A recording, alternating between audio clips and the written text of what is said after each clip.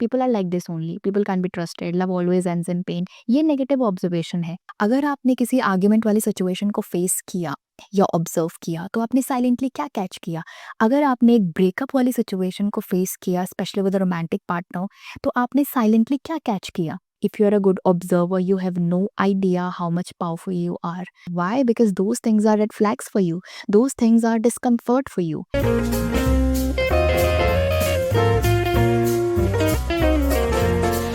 Welcome back to the channel, everybody. You're watching and listening to Miss Amaira Jyoti on Speak Up Hesitations. You're right here with me on the channel Speak Up Hesitations. Solo video after a very long time. Why I'm making this video today? Because I want to share the biggest fact of life. ऐसी बहुत सारी चीज़ें हैं जो हम directly सीखते हैं, या तो हमें किसी ने बता दिया या हमने इंटेंशनली खुद जाके कहीं से सीख लिया, पढ़ लिया, समझ लिया। लेकिन ऐसी बहुत सारी चीज़ें हैं जो हम सिर्फ अपनी ऑब्जर्वेशन से सीखेंगे। डायरेक्टली जब हम सीखते हैं तो हमें पता चलता है कि हमें क्या करना चाहिए, अच्छा this thing I need to click on. लेकिन आपकी खुद की अपनी ऑब्जर्वेशन आपको बताएगी कि आपको क्या नहीं करना चाहिए। तो जब हम ये सीखते हैं कि हमें क्या नहीं करना चाहिए, we create a boundary for ourselves. We make a decision for ourselves. For example, we learn a lot of things from our parents, right? कि हमें क्या करना चाहिए. But have you also realized we also learn from our parents कि हमें क्या नहीं करना चाहिए? Why? Because those things are red flags for you.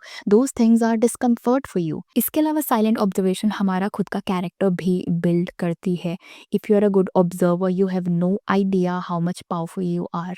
कभी कभार हमें कोई भी कुछ भी नहीं सिखाता है, ना ही हमें कोई लेक्चर दे रहा है, ना ही हमें कोई रूल सिखा रहा है, लेकिन उसके बाद भी आप कुछ ना कुछ डेफिनेटली सीखते जाते हो।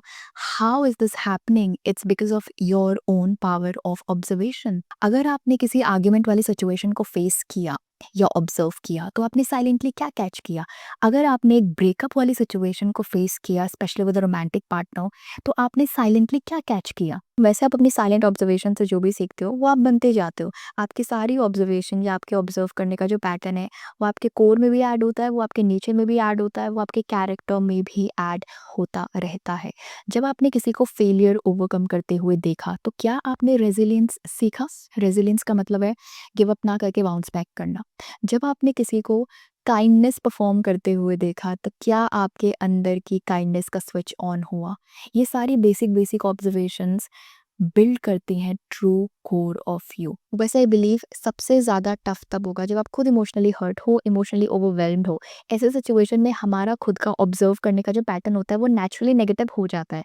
People are like this only, people can be trusted, love always ends in pain, ये नेगेटिव ऑब्जर्वेशन है। और जब हम नेगेटिव ऑब्जर्वेशन में होते हैं तो हम प्रोग्रेसिव स्टेट ऑफ माइंड में नहीं होते, which means no learning, no improvement, no growth. और अगर प्रोग्रेसिव स्टेट ऑफ माइंड नहीं है तो विलिंग टू इवॉल्व भी नहीं है। So make sure your observation making you a wise person. Make sure your observation is making you a better human being. Make sure your observation is teaching you right choice of words and actions because it's for your own good first. Be a good observer. Keep observing people, place, situations, not to criticize them, but to build your own positive, good character. Keep the good points with you and pass on to people if they really need it, and leave the bad points. Observe bad points, but do not settle with bad points. Thanks for watching. I'll see you in the next video.